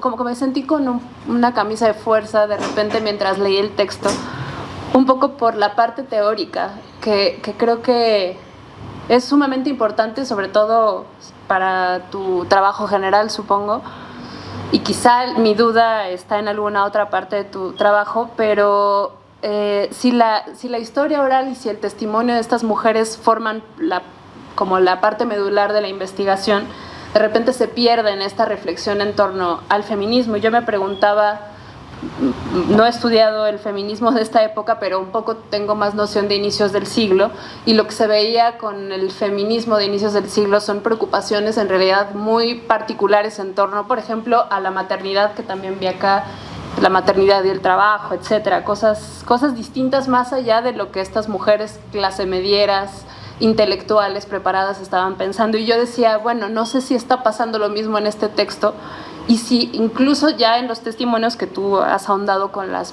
mujeres, o ahora que están aquí también me lo podrán decir de manera directa, cómo es este proceso de autorreflexión o de autodenominación de feministas, si existe ese proceso, y si no, más bien hay, que a mí es como la parte que me parece más interesante para conocer como la práctica y el corazón de un movimiento, cuáles son los intereses cotidianos y las luchas y las acciones políticas más, pues no tan fashion, sino son más invisibilizadas y más coyunturales, etc. Esa era la pregunta general. Gracias. Tenemos otra participación allá y luego regresamos acá. Hola, yo soy Sebastián. Y a mí también me hacía mucho sentido lo que plantea la compañera. En realidad no es como para descalificar, más bien es una pregunta, ¿no? Que estas distinciones que a veces categorialmente son muy importantes conceptualmente, distinciones entre feminismo, movimiento de mujeres, organización de mujeres, ¿no? Estas categorías, cómo las utilizamos y qué tanto también van condicionando un poco cómo el rumbo que va tomando la investigación. Yo me lo preguntaba un poco porque creo que justo epocalmente y hablando a nivel de clases populares, tal vez el feminismo no es una reivindicación, tal vez hoy lo podemos escuchar en los barrios, tal vez hoy lo podemos entender desde ahí, y eso nada más es como una pregunta, ¿no? O sea, no creo que en realidad para mí analíticamente está muy bien construido, ¿no? O sea, como categorialmente, incluso donde yo siento que aprieta un poco la palabra, el concepto feminismo, y entra más el de movimiento de las mujeres, pero sí, yo también me quedaba un poco esa duda, creo que sería interesante escucharla, ¿no? Incluso con la categoría ya específica de feminismos populares y la discusión teórica que hay atrás de eso, ¿no? Me parece que es un movimiento de mujeres, de costureras en ese sentido, que después se va construyendo una organización, pero es mi muy particular punto de vista. También una de las cosas que a mí se me hace como muy relevante es que se está haciendo investigación histórica sobre un movimiento de mujeres. Eso es algo que es fundamental, pero una cosa que se me hace que es como un paso adelante es que le esté haciendo un compañero varón, no porque se necesite o porque no se necesite que lo hagan varones, o porque ya no se necesitan las historias de las mujeres construidas por mujeres. Yo les voy a compartir una experiencia personal del posgrado. A mí me tocó estando en Ibero en la maestría de Sociología, que un compañero que venía justamente de Bolivia estaba muy interesado en hacer historia, en hacer un estudio sobre el movimiento de las mujeres, y me tocó que la profesora le dijera no. Dice, tú no puedes hacer eso. Y la respuesta, digo, tal vez fue un poco más elaborada, pero fue porque eres hombre. Entonces, y fue muy interesante ver esto porque me parece que estamos en otro momento ya. Y eso fue hace apenas unos años, pero ya se están dando las posibilidades teóricas, metodológicas y una apertura para que también compañeros no varones que por diferentes razones personales, intuyo, están conectados a esos procesos y pueden aportar algo, pues también se pueda hacer algo. Con eso sí quiero ser enfático en que no es que ya no se necesiten historias contadas por las mujeres ni investigación hecha por las mujeres, sino simplemente que se abra el panorama y se abran esas discusiones. Un tema también que se me hace muy relevante y que, digo, tal vez la tesis ahorita está en ese proceso de hechura, ¿no? Pero las interpretaciones de lo que fue el temblor ocultaban una lucha de clases. Parecía que era el tema de la sociedad civil emergente. Pues voy a tratar de contestar algunas de las preguntas que han surgido en torno al feminismo de los hombres de esto. Una de las cosas que hicimos en grupo autónomo de mujeres universitarias, que fue cuando nos introducimos el feminismo, hicimos un pequeño proyectito que se llamaba Lisístrata. Lisístrata en honor a una obra de Aristófanes en donde la mujer luchaba contra la guerra. Y en ese grupo lo que hacíamos era un grupo de estudio. Y uno de los documentos más importantes que estudiamos fue el origen de la familia, la propiedad privada y el Estado, que es un estudio muy interesante que hizo el Federico Engels. Y por otro lado hemos vivido pues qué procesos han tenido los hombres en torno al feminismo. Algunas mujeres feministas de San Francisco propusieron que se hicieran grupos de hombres que estudiaran sus problemas. Y aquí en México se forman grupos, por ejemplo, de hombres violentos, ya analizando su violencia, pero sobre todo han habido avances en muchos países. Por ejemplo, en Yugoslavia, los hombres lo que han logrado es que también tengan su permiso de paternidad, ¿sí? Como parte del movimiento de estudio de género, ellos consiguen un permiso de paternidad, pero no de 40 días, como se decía, de años, ¿sí? Años de poder ser padre, permiso de paternidad en el trabajo. ¿Sí? Entonces, los estudios de género no son precisamente, se han interpretado como movimientos en contra de los hombres o algo así, y no hay nada más falso que eso, sino que hay todo un proceso de análisis social, ¿verdad? Y lo que nosotros estudiamos era sobre la doble jornada, pero descubrimos que no había una doble jornada, era una triple jornada. ¿Por qué? Porque era la casa, era el trabajo y era la militancia. Y no solamente sucede en los sindicatos, sino en los movimientos populares igual. Las dos militantes, muchas de ellas son mujeres, salvo en Chiapas, que no hablaban español, y entonces son los hombres los que estaban más en el movimiento, porque las mujeres no hablaban español. Bueno, en una serie de procesos que yo quiero hacer, después de todas estas, así como certificar de cosas, hacer una propuesta que hagamos un seminario sobre, no sé si llamarle feminismo, o llamarle estudios de género, o llamarle otra cosa diferente. Un seminario sobre eso. Bueno, Gracias. Por favor, Mario.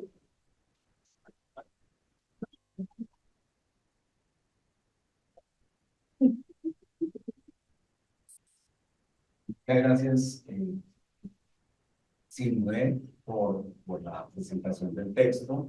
Creo que es un texto muy rico, que tiene muchas, sobre todo betas, aristas, y que valdría la pena algunas de ellas, a mi modo de ver, profundizarlas. Yo te preguntaba hace un momento qué destino tenía este texto, y decías que era un primer capítulo, pero tal vez esto pueden ser como 2 o 3 capítulos, para poder justamente profundizar en algunos temas que ya han señalado las participaciones, porque esto de feminismo popular daría para mucho más, que de un lado, de otro lado, pues sí, la misma formación del CRI, lo decía Diego, que sí podían ser 2 o más textos, y el otro que a mí me parece muy interesante y que tal vez se podría abordar más, en el cual aparecerían algunos de los temas que se han señalado ahora, que tendría que ver con ese entorno social y cultural de estos años, dentro de la organización social, y ver cómo funciona justamente los 2 ámbitos de análisis que se señalan en el texto, la clase y el género. Cómo se intersectan y cómo, o sea, cuál es el papel, ver un poco como la diferenciación tanto en términos de clase, como ver un poco más también detalladamente qué pasa en términos de género. Sí, yo coincido que estos apartados, como dice Silvia ahora, que decía, los apartados que están en los pies de página, eso daría incluso para mucho más reflexión en torno a estas violencias que se visibilizan y sobre las cuales también se hace conciencia, ¿no? Entonces, me parece que podría ser muy interesante hacer, creo que un análisis más detenido. El texto tiene mucha información, pero podría estar mucho más, más detallado en este análisis en torno a esos 2 ámbitos, género y clase. Clase me parece interesante también, en términos de quiénes están participando, de dónde provienen, esta autorreflexión también de los estudiantes y las estudiantes en estos años, ¿no? Incluso esto que algunas ya en términos de clase hablan de cuando se hablaba de pequeñas burguesías o de esta administración también de las pequeñas burguesías, pero de otro lado también la aceptación que de pronto se pertenecía a ellas, y que creo que podría ser una discusión interesante que apuntaría al objetivo del trabajo. Creo que no es una cuestión de salirse de los objetivos, sino más bien de poder profundizar en esos aspectos que a mi modo de ver enriquecerían muchísimo el trabajo. Y el otro asunto que también aparece, pero aparece desdibujado, y ahora que hablaba Leticia, es el asunto también de las organizaciones sociales, las ONGs, o sea, este mundo que es un mundo muy, muy rico en los años 70, 80, no solamente en México, en América Latina, y de comunicación, además, entre organizaciones, tanto por asuntos de clase como también de género, ¿no? Creo que ahí esos diálogos podrían estar de alguna manera enunciados, sin entrar tampoco en detalle, pero sí entender un poco ese entorno internacional que se puede dar en ese momento. Otra cosa, pues sí, y bueno, también lo pediría un poco la posibilidad, la posibilidad de ampliarlo, porque me parece que al final hay un cierre muy rápido, ¿no? O sea, hay un aumento de la velocidad para cerrar el texto, y creo que la última parte requeriría un poco más de explicación. A mi modo de ver, está ya descrita, está pintada, pero podría ser muy rica si se amplía qué fue lo que pasó, como le llamas tú, ocaso del sindicato, como qué es lo que será ahí y qué es lo que será posteriormente. No sé si eso estará considerando otros capítulos y demás, pero creo que puede ser muy interesante. Reitero que me parece muy, muy, muy valioso el texto. Es un texto que aporta muchísimo historiográficamente, que tiene muchos énfasis interesantes. solamente incluso a que se siga la investigación y será un libro muy interesante. Un tiempo esperamos verlo en un libro para pues sí, profundizar un poco en el asunto. Y solamente una cosa adicional, Diego hablaba del 82 y ahí había que también referirse un poco a los portillos finales del periodo de Portillo, de toda esa crisis. Creo que ese contexto es interesante, pero sí, yo creo que está empezando a vivir de la madura apenas y creo que viene también una crisis que se arrastra desde antes, ¿no? Y que afectan justamente la industria y es donde va a estar el tema de trabajo. Bueno, muchas gracias. Vamos a terminar con Pedro. Ya. Bueno, creo que viene añadir otra pregunta. Bueno, después de la construcción del sindicato de costureras, por las experiencias que tienen ellas, sé que llegó a ser muy grande, a tener gran presencia en todo el país. Entonces, mi pregunta es, bueno, toda esta historia tiene mucha importancia, mucho valor para los movimientos sociales, todas estas experiencias, pero, ¿cómo esto, o sea, cómo se explica que el día de hoy hay una crisis tan grande de las organizaciones sociales? Porque, dentro de los movimientos, pues vemos, pues sí, mucha decadencia, la verdad, o sea, no hay un recambio generacional importante. ¿Cómo se acercan ahora a las nuevas generaciones? O sea, ¿cómo acercan las nuevas generaciones a pertenecer a los movimientos sociales, ¿no? A tomar la estafeta, porque, pues, toda esta historia, todo esto, esta lucha, se pierde tal vez en un mar de información, ya no digamos en el otro, sino en un mar de información.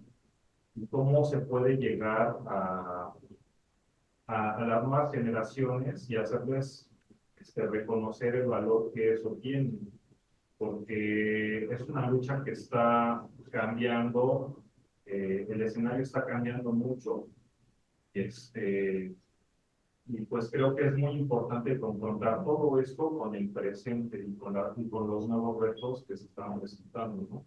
Porque la lucha ya no es igual. Estábamos armando una obra de teatro en la que comenzaba pues más o menos la historia en una fila del Aurrera, y como estaba solo una cajera sirviendo. Creo que ahí estamos. Bueno, en lo que organiza, yo quería comentar algo, les prometo que es breve. Solamente 2 puntos. Uno, que el texto me trajo a la mente, bueno, otros procesos igual de los 80, y muchas veces se ha pintado o se ha como que es una idea generalizada de que los movimientos surgen de la nada, ¿no? Y eso me parece muy importante en el caso del sindicato de costureras, porque pues se decía, surgió el sindicato a partir del sismo, ¿no?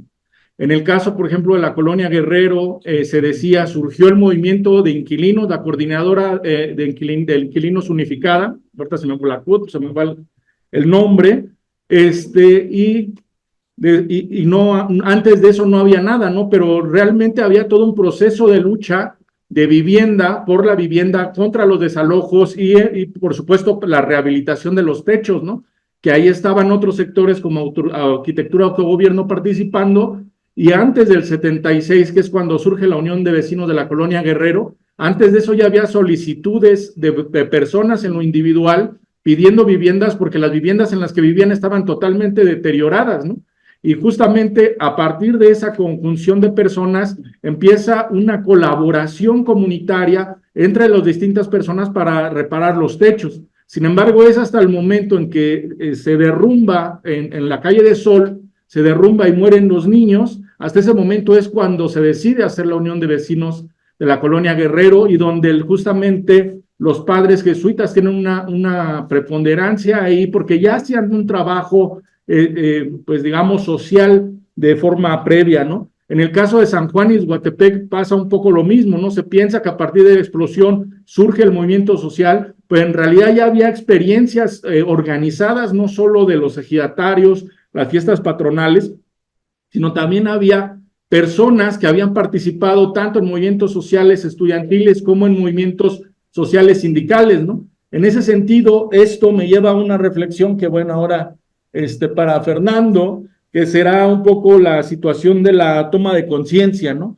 Y creo que es algo que en algún momento lo planteamos, pero creo que hay como una especie, no sé, yo siento todavía una especie de discordancia de si existe un momento de toma de conciencia o es bueno, evidentemente es la culminación de un proceso, pero sí podría haber un momento específico en el que hay una transformación y una decisión para salir a la lucha, para luchar, para organizarme, para ser diferente, para un cambio de actitud, ¿no?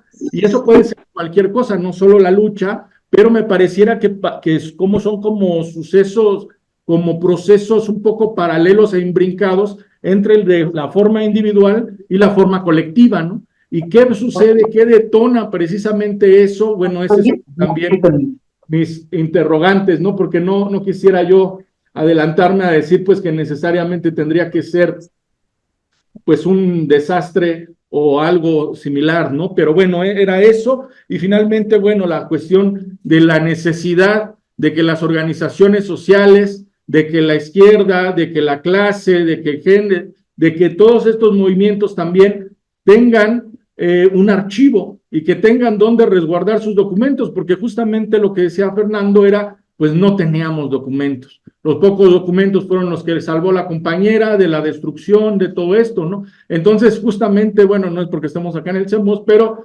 cabría preguntarnos dónde están esos archivos, dónde están esos documentos de la historia, pues de estos procesos sociales que no precisamente dejan o como la misma lucha, los mismos procesos de movilización no precisamente ayudan a que dejemos constancia y que empecemos a hacer un archivo y todo esto, y por supuesto está totalmente el proceso del Estado, ¿no? Que hasta en eso, como si quisiera borrar la historia de antemano, ¿no? No es casualidad que todos estos archivos o lo primero que haga el Estado en términos represivos ya de una acción directa, pues sea destruir los archivos, ¿no? Entonces, ¿cuántas historias hay de archivos quemados, mojados, destruidos, desaparecidos? Y cabría preguntarnos eso y la necesidad, y creo que eso también es algo de lo valioso del trabajo de Fernando, justamente es apoyar a esas organizaciones y yo creo que esa es también una responsabilidad de los historiadores y de las historiadoras, por supuesto, de dejar y de apoyar para dejar constancia de esos archivos que nosotros mismos estamos utilizando para hacer esa historia, ¿no? Entonces creo que, bueno, eso es también trascendente para nuestros trabajos de investigación. Eso sería todo, creo que no me tardé tanto. Muchas gracias.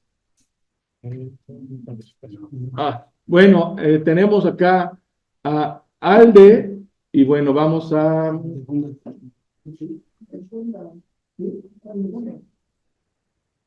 Alde. Sí, buenas tardes. Hola, buenas tardes. Adelante, por favor.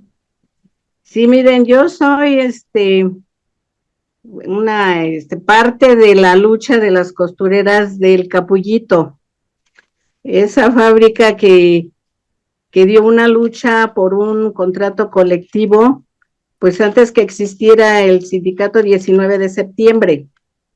Esto fue como en el año 1983. Al principio hacían una pregunta, ¿no? De que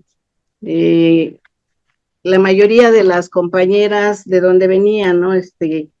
Pues nosotras, bueno, la compañera Concepción, que también participó en otro movimiento de costureras antes del 85, era de Guerrero, o sea, casi la mayoría pues eran compañeras que veníamos de fuera, ¿no?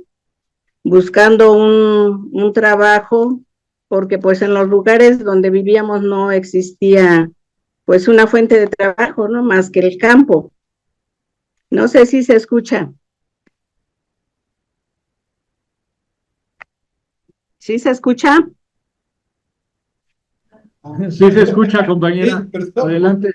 Bueno, una cosa importante también, las compañeras del colectivo Revolución Integral, una de ellas, que especialmente es Patricia Nava, pues ella estuvo en el estado de Guerrero haciendo su trabajo social y allí es donde yo la conocí. En ese pueblo pues era muy pequeño, las mujeres no podíamos estudiar, no podíamos pues salir así fueras, ¿no?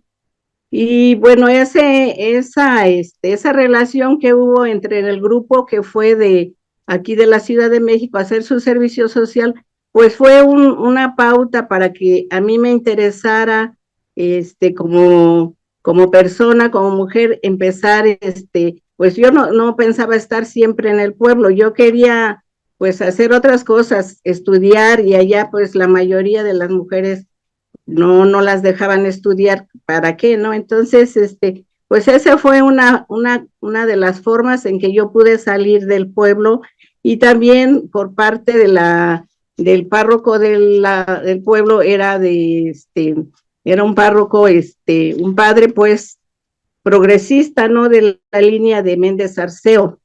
Entonces, todo eso yo creo que fue de poquito en poquito, pues que a mí me interesaran otras cosas, ¿no? Yo quería, pues, ayudar ahí al pueblo, incluso me metí a un curso de primeros auxilios, no había, médico en el pueblo, y pues nos capacitamos, pues, para poder atender a la gente, ¿no? Entonces, pues mi idea era salir, estudiar, yo quería hacer algo para poder ayudar a la gente del pueblo, sobre todo también a la familia. En esta cuestión, lo importante que quiero decir es del colectivo. Yo creo que, bueno, en ese tiempo yo no tenía mucho conocimiento de qué era el feminismo, pero sí las compañeras que estaban en ese grupo, pues trataban de que las mujeres que estábamos en este grupo y que nos conocían, pues pudiéramos tener más preparación, incluso ellas nos animaban a hablar, ¿no? A decir algún discurso, y también pues hacíamos reuniones para fomentar la crítica y la autocrítica, ¿no? Yo siento que allí fui creciendo, porque yo era muy tímida, al hablar casi lloraba, ¿no? Porque pues no estaba acostumbrada, ¿no? Entonces, en ese sentido, yo creo que ese grupo tuvo mucho que ver para que yo pudiera irme desarrollando, ¿no? Entonces, a raíz de que las condiciones de trabajo en la fábrica El Capulito, era una fábrica muy pequeña de 55 trabajadoras, de entre ellas como 7 compañeros costureros, la mayoría pues éramos como 40 y tantas mujeres, pero las condiciones de trabajo pues eran muy, muy pésimas, ¿no? Como sabemos, trabajábamos luego más de 8 horas, trabajábamos tiempo extra, pero no nos los pagaban, no teníamos contratos colectivos de 5 meses y medio para no cumplir los 6, porque la ley federal decía que a los 6 más un día, pues ya podíamos tener la base, ¿no? Entonces, pues fuimos viendo cosas que no nos gustaban, empezamos a organizarnos dentro de los mismos sindicatos charros. Nosotros encontramos una central que nos iba a prestar nada más el registro, pero ellos no se iban a meter en nuestra organización, solamente tendrían que ellos asistir cuando hubiera audiencias para la titularidad del contrato colectivo. Entonces, así se hizo, pero pues, y eso no fue, digamos, rápido, ¿no? Sino empezamos de 2, de 3 compañeras, nos reuníamos en donde podíamos, en el parque o en alguna casa de alguna compañera, para que fuera creciendo la organización, porque teníamos que garantizar, pues, la mayoría, para que pudiera ser, cuando fuera el recuento, pues pudiéramos ganar, ¿no? Mínimo sería el 50+1 de los votantes. Pues ahí ya cuando nosotros decidimos hacer el cambio cambio aparece el sindicato blanco, que eran sindicatos que solo aparecían cuando había algún problema o algún movimiento. Entonces ellos decían que nos representaban, pero pues nosotros nunca los conocimos, ¿no? Esto fue muy desgastante porque hubo despidos,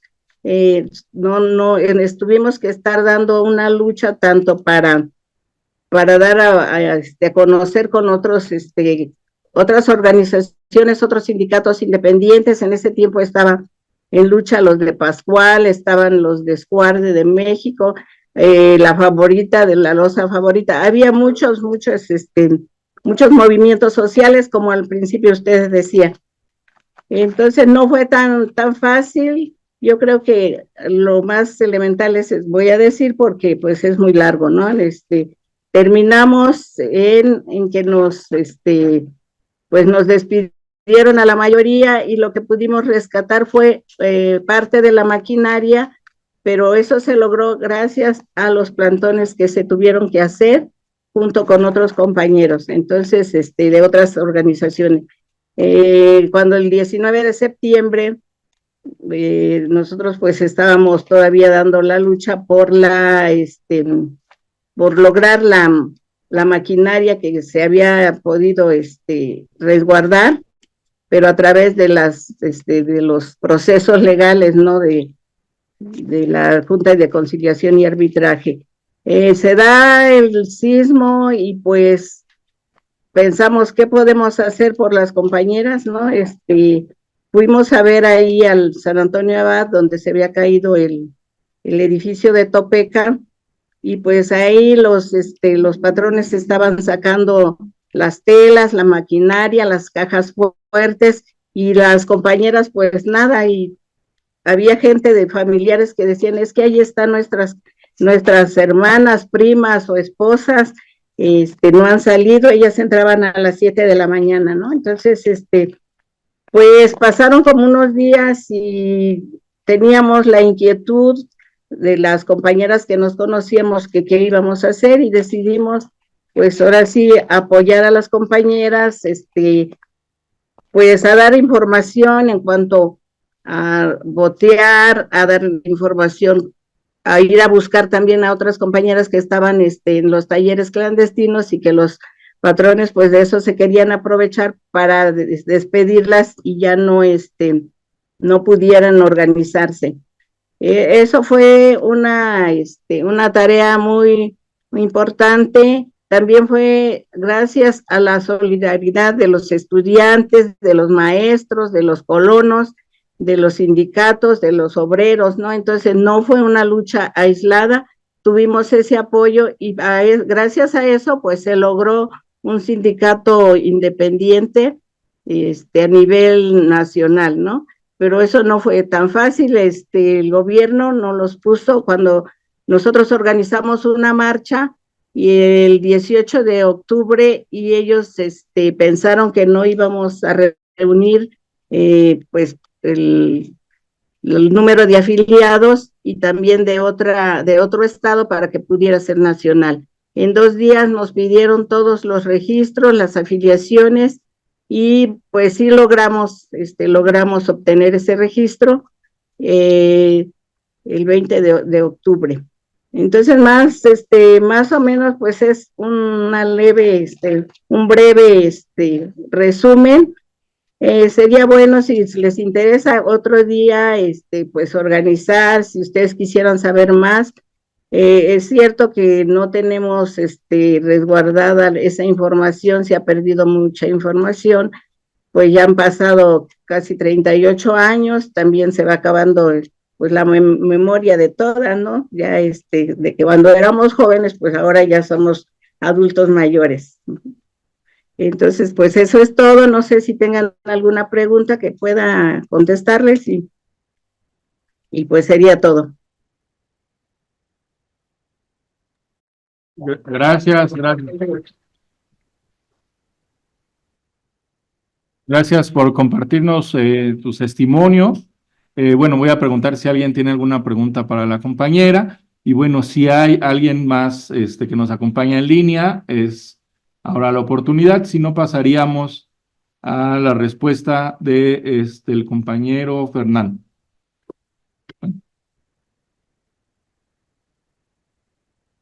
Acá está, gracias. Bueno, antes que nada agradecer una vez más porque me parece que las preguntas han sido muy enriquecedoras. Los comentarios de Diego, llevo varios. Quisiera empezar por esa parte. Diego señaló varios puntos que son y que se relacionan un poco también con lo que dijeron en sus participaciones.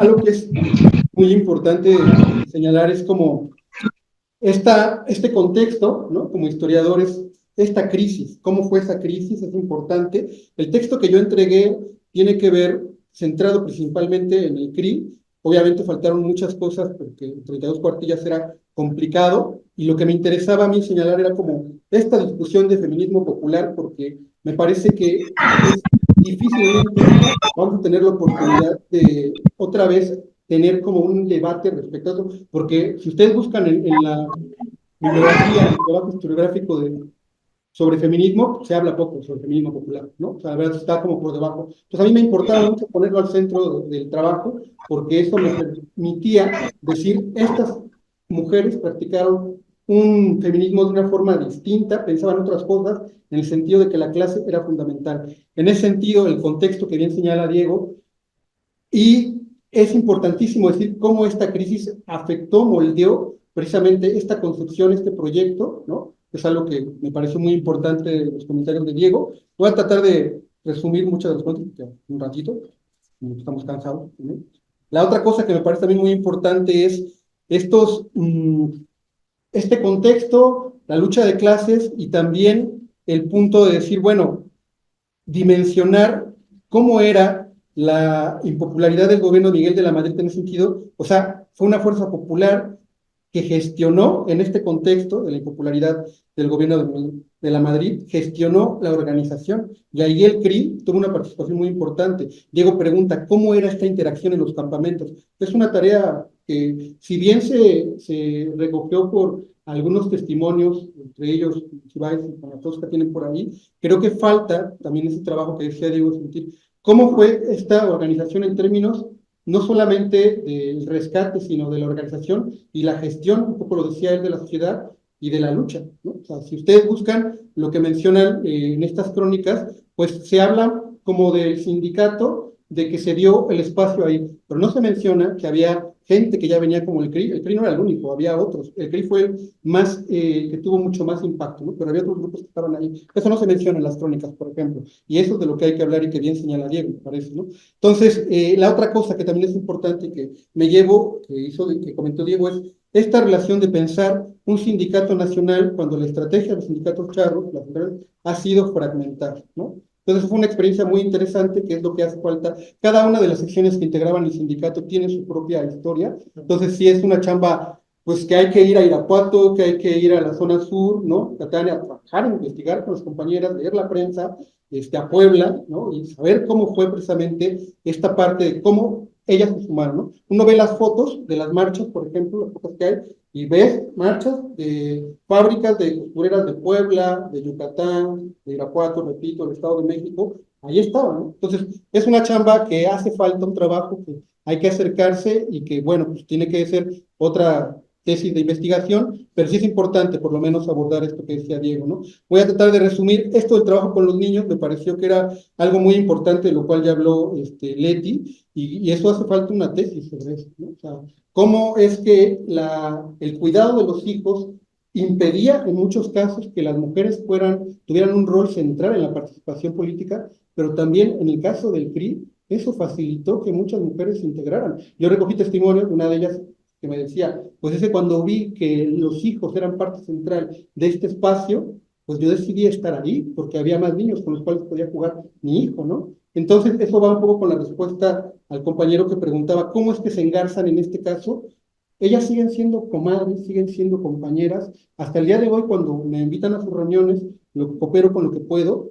Tú las ves preocupadas por su compañera que trabajó con ellas en la fábrica hace 40 años y que ahora está enferma y se hace una cooperación, una de ellas va a visitarla, se organiza la solidaridad, ¿no? Por eso el texto es de la certidumbre a la solidaridad, porque uno de los temas centrales que no abordo aquí es cómo están pensando la solidaridad en el espacio de mujeres, que es lo que hace diferente el trabajo con varones. ¿Por qué? Porque la solidaridad entre mujeres tiene que atender una serie de esferas que en los varones pues, no están tan evidentes como el trabajo. Nadie cuestiona si un varón hace trabajo sindical, pero una mujer se tiene que enfrentar primero en su casa, en el espacio, lo que decía un poco Alde, ¿no? Eso es lo que rompe, eso es lo que hace el CRI, decir, les da las herramientas para que las compañeras postureras difícilmente tienen un discurso feminista con categorías feministas elaboradas, pero su práctica sí es una práctica. Ustedes van a donde está el espacio de las compañeras y ahí están cada 8 días reuniéndose, son madres de familia, trabajan entre semana, unas jornadas de 8 horas,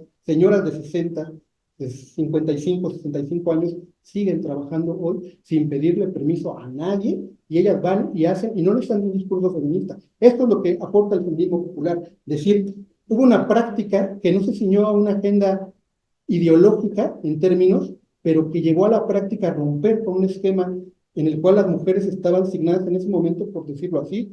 Una de ellas me contó una historia muy bonita, una anécdota. Están en un coloquio frente a varias organizaciones, y entonces el CRI lee un manifiesto y se empiezan a pelear varios de los varones diciendo, no, pero es que tienen razón las compañeras del CRI, hay que darles este apoyo, hay que entender lo que está pasando, ¿no? Y otros diciendo que no. Ese tipo de acciones que hacían las del CRI, o sea, no era un feminismo como ahora, ¿no? El decir tenían una sensibilidad pedagógica para trabajar con las compañeras costureras que creo que se está perdiendo, por ejemplo, ¿no? No hay, ellas vivieron juntas, cuidaban a los hijos, ¿no? Como lo decía, unas se iban a hacer pintas, otras se quedaban cuidando a los hijos.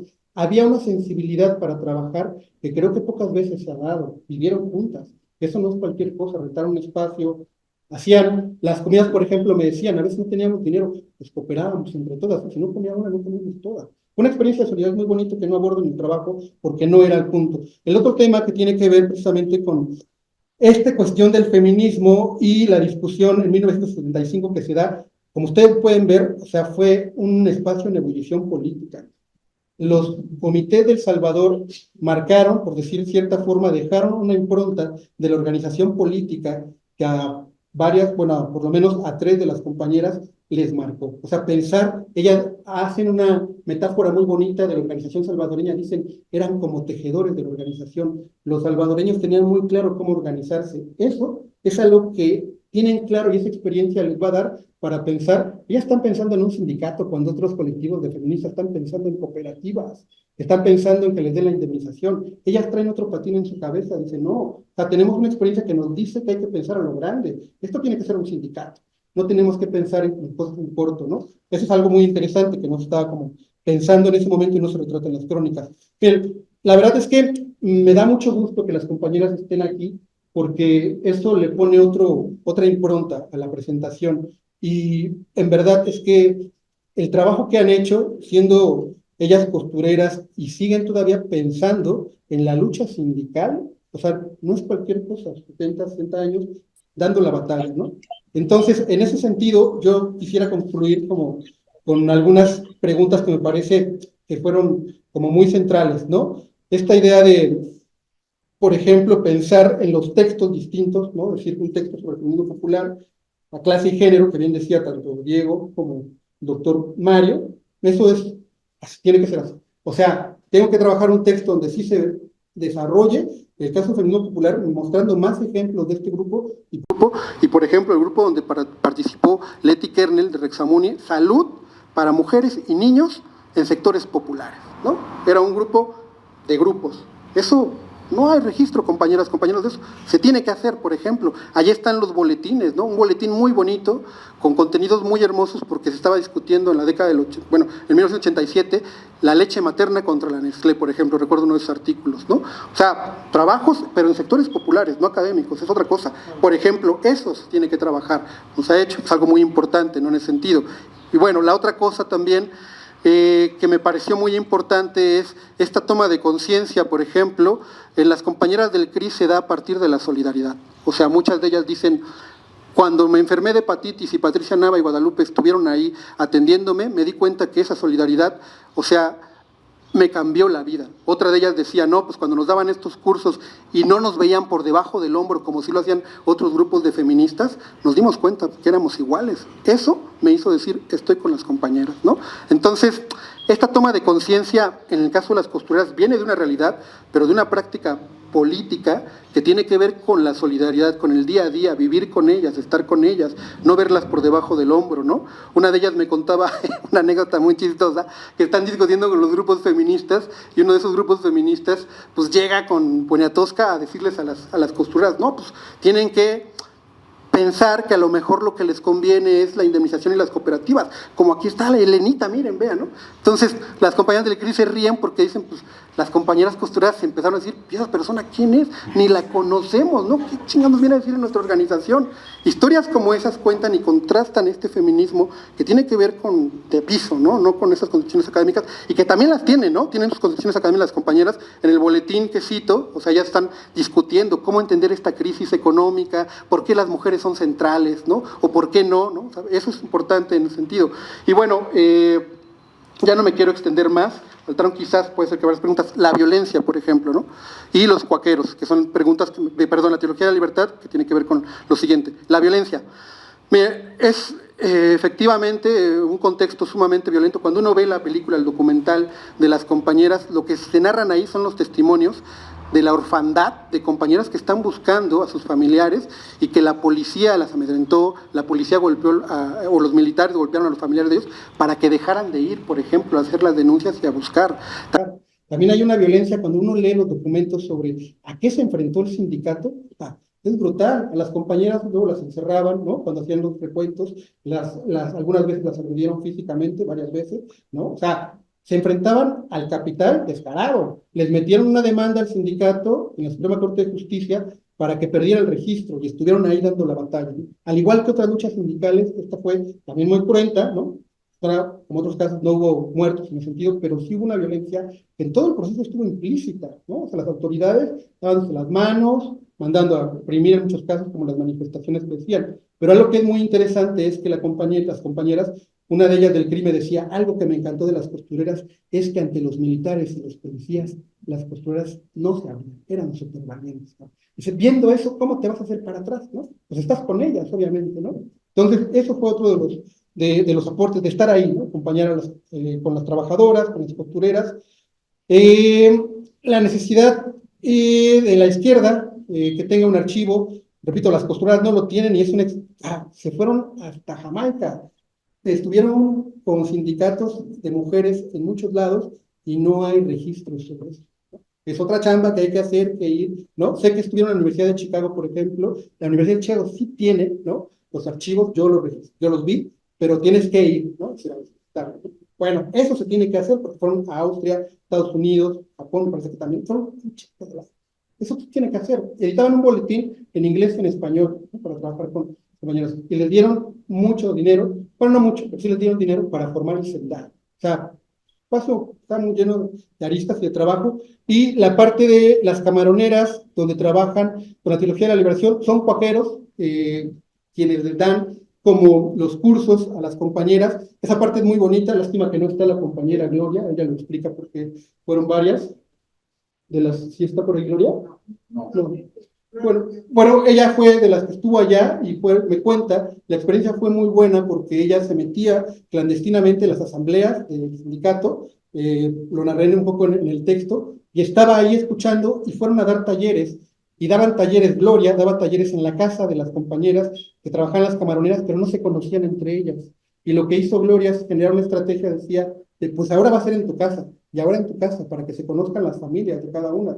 Dice, al final se empezaron a conocer entre ellas, porque no se conocían, dado los turnos, la dimensión de la longitud de la distancia de las propias camaroneras. Y ella, Gloria, trae a las compañeras de las camaroneras acá, a que den charlas como estas, a la UAM, a la UNAM, que platiquen, ¿no? Entonces, es como una experiencia muy rica en ese sentido. Faltaron varias cosas, me parece que por tiempo también creo que es importante pararle acá. Y bueno, el texto que yo presenté es el primer capítulo y la tesis está pensada, el siguiente es el texto que tiene que ver un capítulo con el sindicato el debate entre los grupos feministas, cómo estas compañeras forman ya parte de la estructura sindical, qué hace el CRI, una parte tiene que ver con el Sendai también, o sea, el espacio de guardería, porque a ella les molesta que se diga guardería, si no vamos a guardar a nuestros hijos ahí, ¿no? O sea, hay otra cosa, ¿no? En su cabeza, interesante. Entonces, bueno, acá le paro y yo quiero agradecerles, una vez más a Diego. Pues es que en lugar no. Sí, compañera Gloria. ¿Sí me escuchan? Sí, ahora sí. Bueno, estoy aquí tratando de hablar.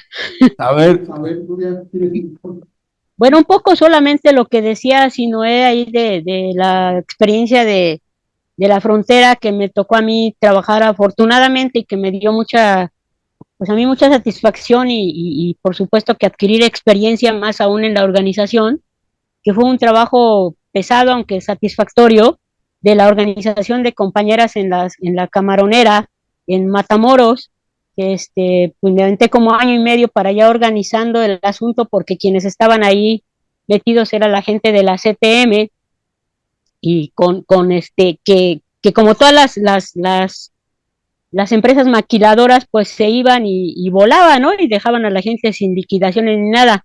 Esta empresa maquiladora era maquiladora de camarón y bueno, la mayoría de las trabajadoras eran gente ya de la tercera edad en ese momento y bueno, a nosotros nos plantearon la posibilidad de ir a ayudarles a concientizar un poco y de que sí podían defender sus derechos.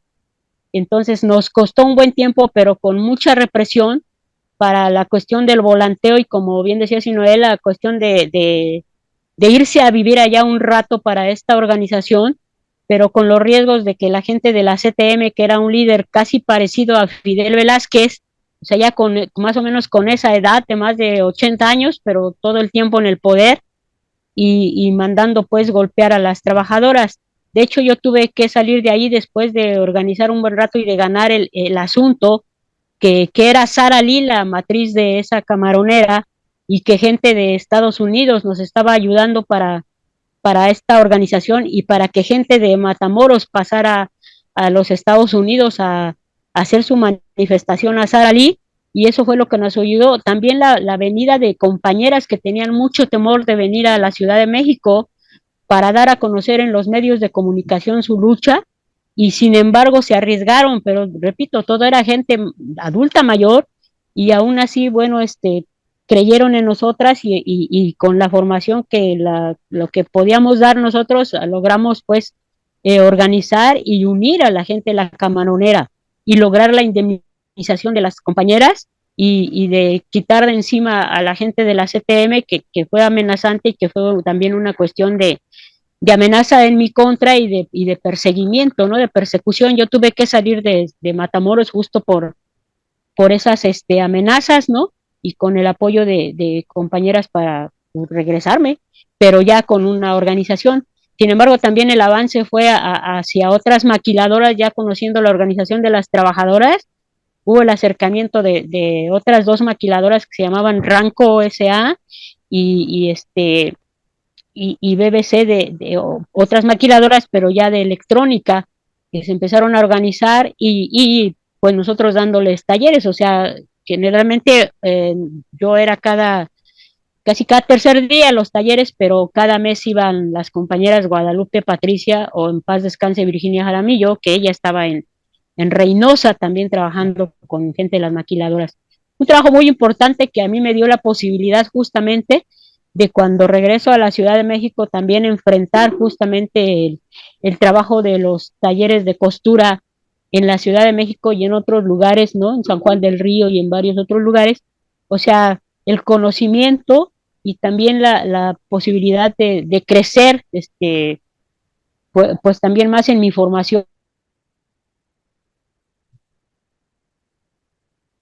Gracias compañera Gloria. Nosotros llegar a concretar en la lucha de costureras este trabajo que pudimos hacer como colectivo Revolución Integral.